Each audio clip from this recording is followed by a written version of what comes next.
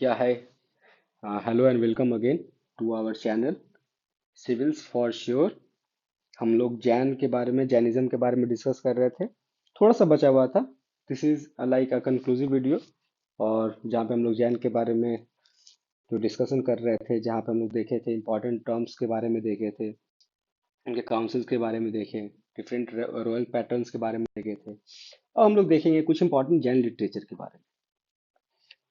Traditionally if सी, तो original जो doctrine है जैन धर्म का, तो पहले जो स्क्रिप्चर में आता था उसे पूर्वा बोलते थे। ठीक है। फर्स्ट काउंसिल से इसे जो है, जो फर्स्ट काउंसिल हुआ इनका, आप देखे थे 300 बीसी में, तो उस समय इन पूर्वाज को रिप्लेस कर दिया गया था अंगास के द्वारा। और अंगाज में जो है अलग अलग फिर नई नई बातें सब जो है अलग अलग डॉक्ट्राइन्स मॉडिफाई होकर आए थे 300 बीसी में। तो 12 जो अंग बने थे, वो 14 जो पहले से पूर्वाज उनके जो स्क्रिप्चर्स चले आ रहे थे उनको वो रिप्लेस कर दिए थे। ठीक है। और बाद में जो लिखा गया अंग वो लिखा गया प्राकृत लैंग्वेज में। This Agamas are further divided into Angas: Mula Sutra, Upanga, प्रकीर्णाका सूत्र, छेदा सूत्र एंड उलिका सूत्र। तो हाँ,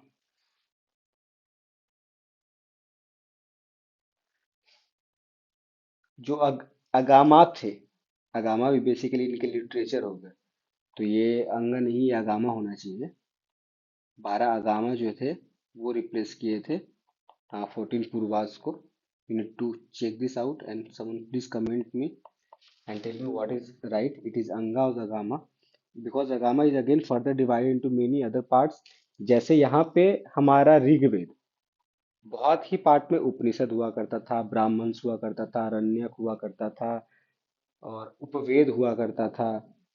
उसके बाद उपनिषद हुआ करते थे अलग अलग। तो उनके ऊपर बहुत सारी किताबें हुआ करती थी। उसी तरीके से अगामास के ऊपर अलग अलग चीजें थी।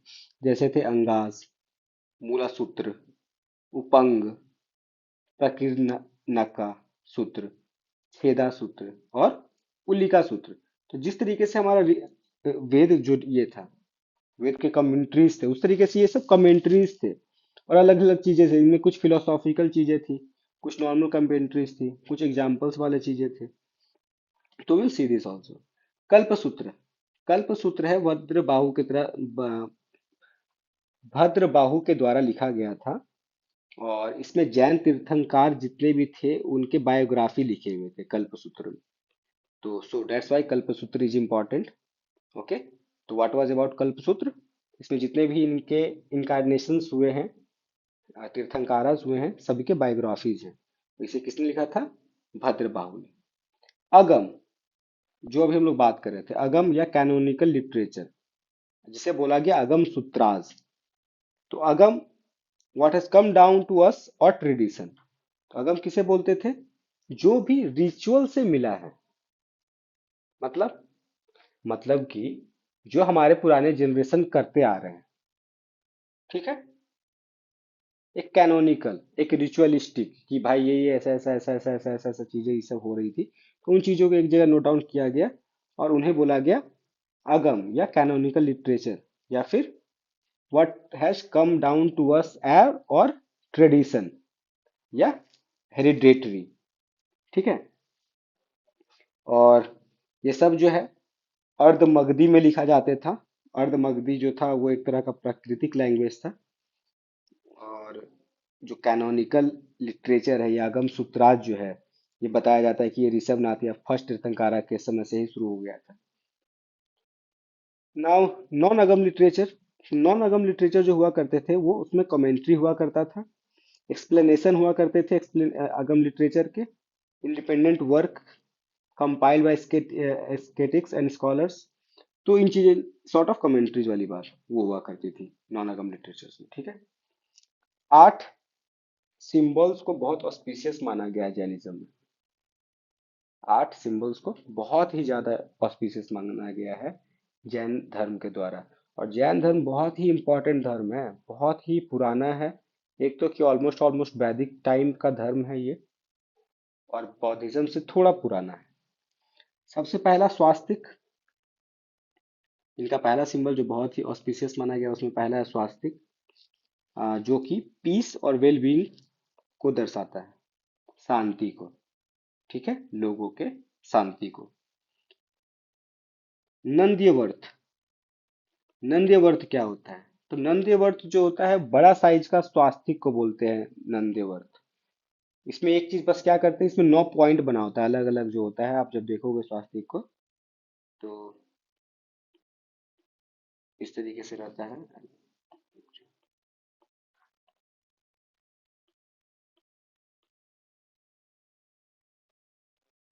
तो 9 पॉइंट, एक, एक दो तीन चार पाँच छः सात आठ, एक दो तीन चार पाँच छः सात आठ नौ, ये सब जो हो गया ना, यहाँ पे एंड पॉइंट होता है, इस तरीके से बना हुआ होता है समथिंग, और इसे बोलते हैं बड़ा साइज का होता है नंदेवर्त।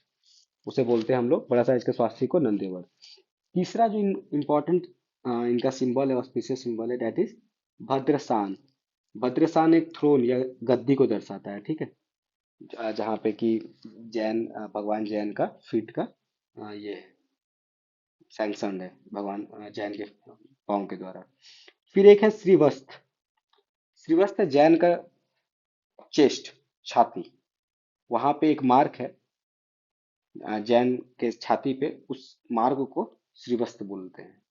दर्पण, एक आईना जिसमें आप अपने आप को या अपने आप अंदर की चीजों को देख सकते हैं, उसे दर्पण बोलते हैं।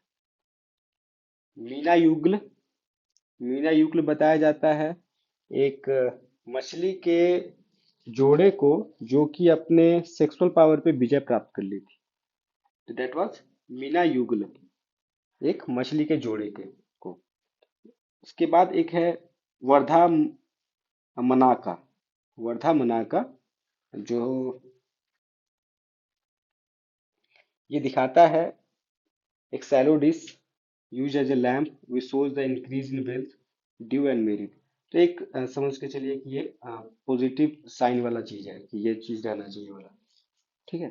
कलश, a pot filled with pure water signifying water, तो कलश दिखाता है पानी को।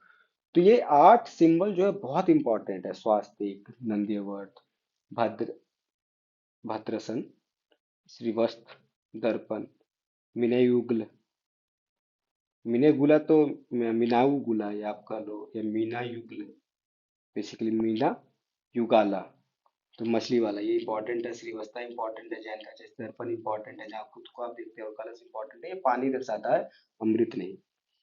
हाँ, एक एडिशनल इन्फॉर्मेशन पे हम लोग बात करने वाले थे, that was comparison between the Jainism and Buddhism. This is very very very important.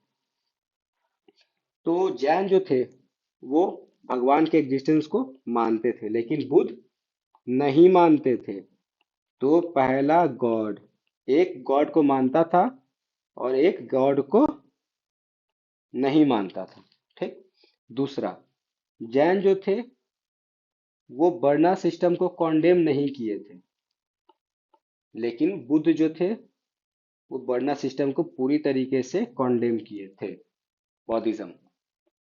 Next, transmigration of Saul जो था, या री इनकारनेशन, उस पे जैन बिलीव करते थे, लेकिन बुद्धिज्म ट्रांसमाइग्रेशन ऑफ साउल को बिलीव नहीं करता है। उसके बाद बुद्ध जो थे वो मिडिल पाथ को प्रिस्क्राइब किए थे, लेकिन जैन जो है वो अपने लोगों को कंप्लीट ऑस्टेरिटी फॉलो करने के लिए बोले थे। तो इनका मिडिल पाथ था, इनका कंप्लीट ऑस्टेरिटी था। एक बिलीव करते थे साउल में ऑफ ट्रांसमाइग्रेशन, मतलब इस जन्म और उस जन्म में, तो वो कौन विश्वास करेगा? पुराना वाला कौन था? जैन धर्म। उसके बाद भगवान पे भरोसा कौन करने का चांसेस ज्यादा है? पुराने वाले का। पुराना वाला कौन है? जैन धर्म। तो नया वाला क्या नहीं मानता था।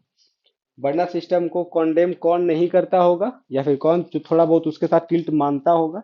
पुराना वाला कौन है? जैन धर्म। नया वाला उसको कॉन्डेम करता होगा, नया वाला कौन है? बुद्ध धर्म, Buddhism. Now next, Jain architecture. सबसे पहले हम लोग बात करेंगे मनस्तंभा का। मनस्तंभा क्या होता है? Manastambha is found in the front side of the temple. Temple के आगे में मनस्तंभा मिलता है, having religious importance with an ornamental pillar structure carrying the image of Tirthankara on top and on all four cardinal direction. तो मनस्तंभा जो हो गया एक तरह का स्तंभ है, मतलब पिलर है होता है, जिसमें तीर्थंकारा का फोटो मतलब उनके इनकारनेशंस का फोटो बना होता है और उनका इमेज बना होता है और चार डायरेक्शंस के बारे में बना होता है। That is called Manastambh. फिर एक होता है बसादी, बसदी। तो बसदी जो होता है वो उनके टेम्पल्स को कर्नाटक में बोला गया है। तो this two terms are very important. Manastambh जो कि जैन धर्म से रिलेट करता है, उनके तीर्थंकारों का उसमें चित्र होता है, चित्रण होता है। और बसदी जो होता है, Basadi is all about saying temple और मोनेस्टिक एस्टेब्लिशमेंट इन कर्नाटका। हम लोग देखते हैं कि कुछ उड़ीसा, तमिलनाडु और महाराष्ट्र में भी कुछ गुफाएं मिलती हैं, जैसे एलोरा का गुफा इन महाराष्ट्र, और मंगी टुंगी गुफा जो है वो भी महाराष्ट्र में है। Mangi Tungi, that is good place to visit also. Gajpantha cave, Gajpantha गुफा, that is also in Maharashtra. And Udayagiri, Khandagiri जो केव है उड़ीसा में, Udayagiri Khandagiri, that is in Orissa, very important. Hathi Gufa again in Orissa. And Sittanavasal वो तमिलनाडु में। ये जो सारे केव्स है ना, ये जैन धर्म से कहीं ना कहीं थोड़ा बहुत इनके इंस्क्रिप्शन रिलेट करते हैं। फिर से देख लेते हैं। Ellora cave from Maharashtra, Mangi Tungi again from Maharashtra, Gajpanth from Maharashtra, Udayagiri Khandagiri from Orissa, Hathi Gumpha from Orissa, and Sittanavasal cave Tamil Nadu. Sittanavasal जो है बहुत इंपॉर्टेंट है, आगे और भी चीज पढ़ोगे इन्वायरमेंट में इसमें।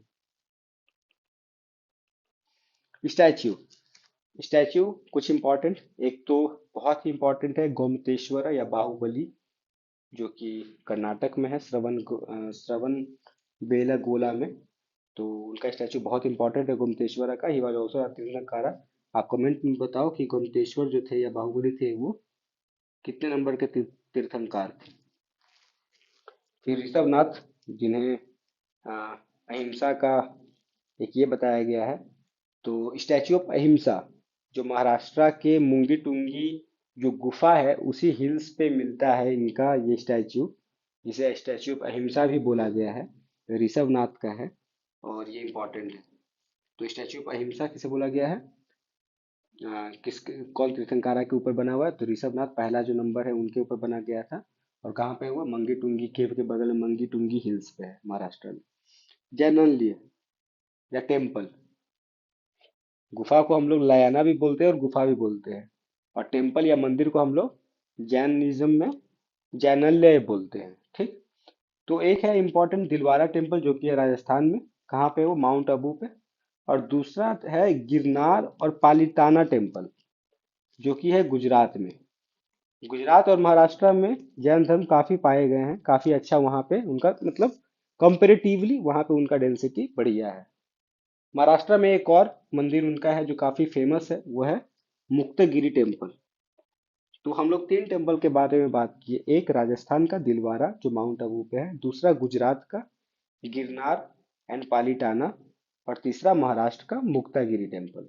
तो वेस्टर्न साइड में ये तीन राज्य में तीन इंपॉर्टेंट टेम्पल्स है जैन धर्म के, स्टैच्यू कर्नाटक और महाराष्ट्र में। Now will see about spread of Jainism through संघ। इसमें जो संघ हुआ करता था उसमें वुमेन और मेन दोनों हुआ करते थे, ठीक है। और चंद्रगुप्त मौर्य के समय और खारवेला जो किंग खारवेला ऑफ कलिंग जो थे उनके समय, क्योंकि अशोका तो बौद्ध धर्म के ये थे, चंद्रगुप्त मौर्य के समय, खारवेला के समय, और साउथ में बहुत सारे जैसे गंगा, कदम्बा, चालुक्याज, राष्ट्रकूटाज, इन सभी के समय पे इनका काफी अच्छा एक्सटेंशन हुआ, इनका रॉयल पैट्रोनेज मिला इन्हें। जब भद्रबाहु जो चंद्रगुप्त मौर्य के गुरु थे वो साउथ चले गए थे स्थल बाहु को छोड़कर, ठीक है, तो चंद्रगुप्त मौर्य उनके जो गुरु थे वो वही भद्रबाहु थे, बाद में जो दिगंबर सेक्ट को फॉलो किए, ठीक है। कंट्रीब्यूशन ऑफ जैनिज्म, जैनिज्म का कंट्रीब्यूशन सोसाइटी में सबसे इंपॉर्टेंट और सबसे पहला गांधी जी, मतलब non violence towards all living being, जो भी जीवित है, जो भी कॉन्शियस है, कि सबके विरुद्ध आप हिंसा ना करें। सेकंड, इनका कंट्रीब्यूशन था प्रकृति, प्रकृत लैंग्वेज को और कन्नड़ लैंग्वेज को ये काफी फेमस किए। ठीक है, तो कन्नड़ भी था, प्रकृति के साथ ये कन्नड़ साउथ में बहुत ज्यादा यूज हुआ। महावीर खुद कौन से लैंग्वेज में प्रीच करते थे? That was Ardhamagadhi. Ardhamagadhi was a type of Prakrit वल्ली। Ardhamagahi was a type of Prakrit. और एक नया फिलॉसफी मिला था उसमें, शायद वाद का।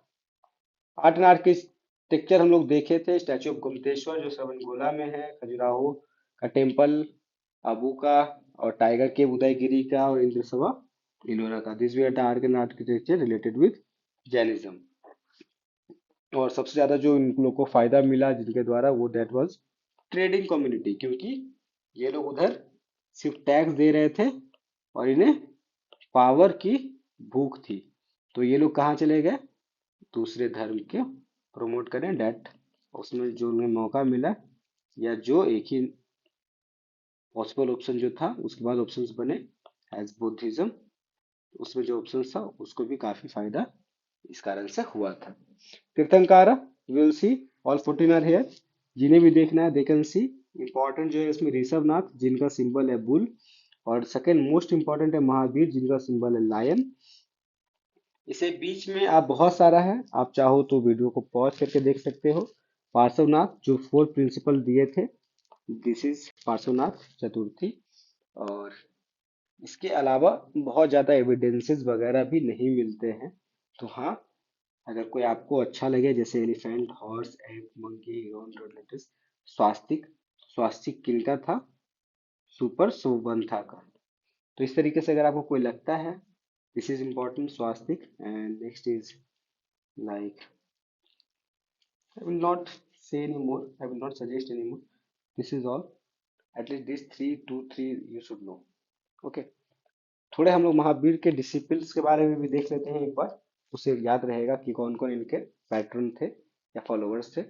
देव्य, अग्निपथ, इंद्रभूति, वायुभूति, सुधर्मन, मंडित, मौर्यपुत्र, अचलपुत्र, प्रभास, मितरिया, अलियामपिट, व्यक्त, चेतक, प्रद्योत, बिंबिसार, अजातशत्रु, गांधीवाहन और मल्लीर सस्तीपाल। ठीक है, this was all in Jainism. हम लोग अगले चैप्टर जो है बुद्धिज्म, वहां पे हम लोग देखेंगे फिलोसफीज और क्या क्या रीजंस रहा जो Buddha Buddhism as a religion वहां पे आया, स्प्रेड किया। इंपॉर्टेंट कॉन्सेप्ट्स क्या दिए गए थे, उनके डॉक्ट्राइन्स क्या थे, जैसे जैनिज्म के डॉक्ट्राइन्स क्या क्या थे, उनके भी त्रिरत्न थे तो वो क्या थे, उनके पितक थे, उनके बहुत सारे लिटरेरी टेक्स्ट के बारे में हम लोग देखेंगे। और we'll also see the great events. When you will see Buddhism, you will you will feel a bit more interesting. ये थोड़ा सा ज़्यादा इंटरेस्टिंग है। इसमें चीज़ें आपको और भी मज़ा आएंगी, और भी चीज़ सीखने को मिलेगा। इनके काउंसिल्स वगैरह भी ज़्यादा बने, इनके लिटरेचर्स वगैरह भी ज़्यादा हैं, एविडेंसेस वगैरह भी ज़्यादा हैं, ये थोड़ा रिसेंट भी है। तो देयर आर मेनी थिंग। इनके जो सेट्स वगैरह जो आए, महायान, हीनयान, इनके भी बहुत सारे सबसेट्स आए। We will discuss everything in the next chapter, and then after that we will see all those things. Till then, thank you for your patience, and please do share, like, and subscribe. Uh, that is, you can give to this channel. Thank you very much. See you again.